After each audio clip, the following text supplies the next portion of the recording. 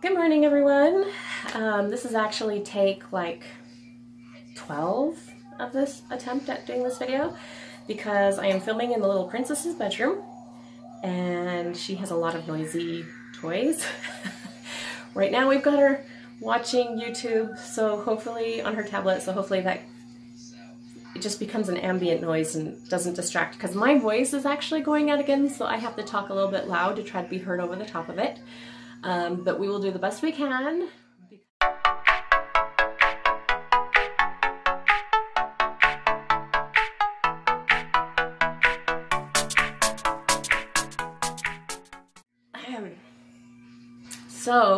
I don't have anything in the pipeline today, so we're going to do feeders. You've seen me film in front of this. This is actually our feeder cabinet. I keep it near the reptiles so it stays warm. It's also enclosed so we don't have feeders running around. Okay, so hopefully that adjusted so that now you can actually see the feeders. Okay, so we have the basics in here. We've got your calcium plus, crested gecko food, hermit crab food.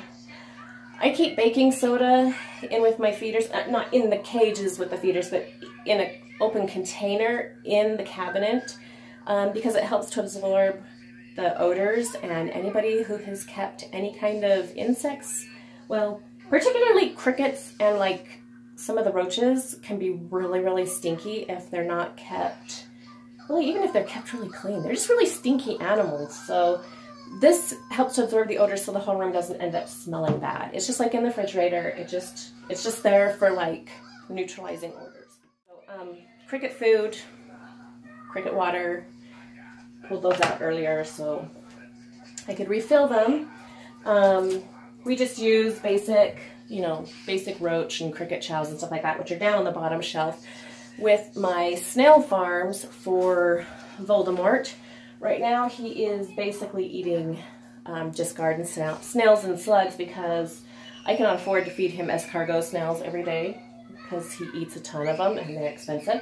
I do have escargot snails that I am breeding, but at this rate it looks like it's going to be 2 or 3 years before I have a steady supply of large enough snails to feed him. So garden snails and slugs for him, unless I can get him eating something else, which was why I bought this.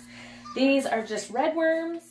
I had done some research on these Celeste, and red worms were supposed to be an easy transition from a wild diet because they are in the wild. It's something that he would normally come across in searching for slugs and snails. So it's supposed to be an easy one to transition to. He hates them. He hates them. Doesn't want to have anything to do with them. Like, if you watched the video yesterday, he like went right over the top of it. Like, he actually sniffed it several times. Like, oh, you're wiggling. You might be food. And then he's like, ew, ew, ew, worms, ew, and totally turned up his nose and didn't want to have anything to do with it. So, I don't know what I'm going to do with this guy. He's being a turd. Okay, so, purified water, absolutely a must when you're dealing with some of these exotics because they cannot handle the heavy minerals and chemicals that are often like fluoride and stuff like that people put in the water for people to drink.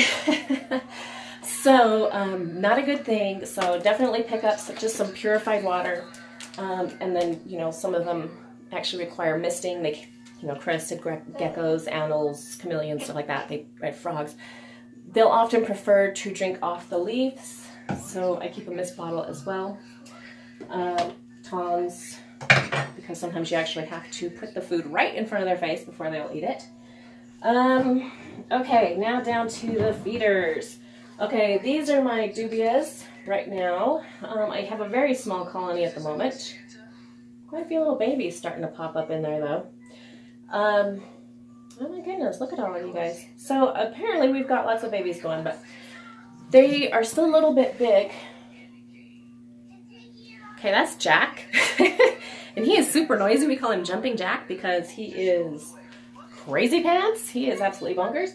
He likes to jump up on the top of his cage and like crawl across the top. Okay, so dubia roaches. They are a good mid-sized cockroach. Of course, I've got the hissing roaches, but they're kind of more pets. They're up on the reptile rack over here.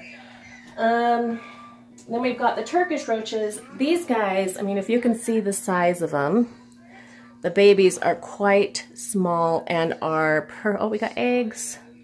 This one's laying eggs. That's a male, the red ones.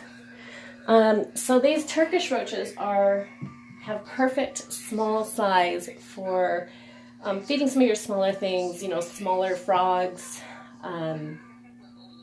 baby lizards, stuff like that. The baby Turkish roaches are actually smaller than the dubias, so they make fantastic feeders. They are also probably one of the smaller ones, aside from crickets, which are the stinkiest things in the world. And I do actually have crickets down here. Ugh, I know, they're horrible. But you gotta keep a few, because sometimes I have problems with animals that, you know, I'll get an animal in and it doesn't have a good feeding response.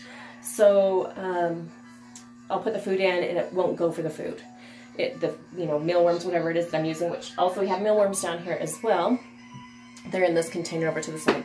So if I have something that doesn't have a good feed response, I can't get it to eat cockroaches of varying size, depending on whatever it is. If I can't get it to eat the waxworms, which I keep downstairs in the fridge. If I'm having trouble getting it to eat something, sometimes having something that hops and moves as much as these crickets do, and stinks as much as the crickets do, can trigger a feeding response. So I keep a few of them just in case. I keep the numbers pretty slim because I really don't like the way they smell, and if they're in a small colony, they don't stink as bad. Okay, so I've already done videos on my domino roaches and the centurion roaches, which are back here in the back. So that is the basics of our feed colony. Now, feeding the feeders is super, super important. You'll want to pick up like some cricket water or some kind of a gel like this. Because the little tiny babies will drown themselves in a big cup. They are just not very smart. Basic feeds like this, it's just really fine ground grains. If you get good ones, they'll have like bee pollen or something like that in it. I really like to feed that to my roaches. It's really healthy, highly nutritious. What your feeders eat is what your reptiles eat. So the healthier your feeders, the healthier your reptiles are going to be. So it's really important that your feeders are well fed, well cared for, well cleaned out, so that you don't have anything transferring to your, oh my gosh, Jack, he's so noisy. Sorry. So we don't have anything transferring to the reptiles. So I apologize for the craziness of this video and for the randomness of this video and for all the background noise. Can't help it. Hopefully you can hear over my rotten voice, and we'll do better next time. So love y'all. Talk to you in my next video. Bye.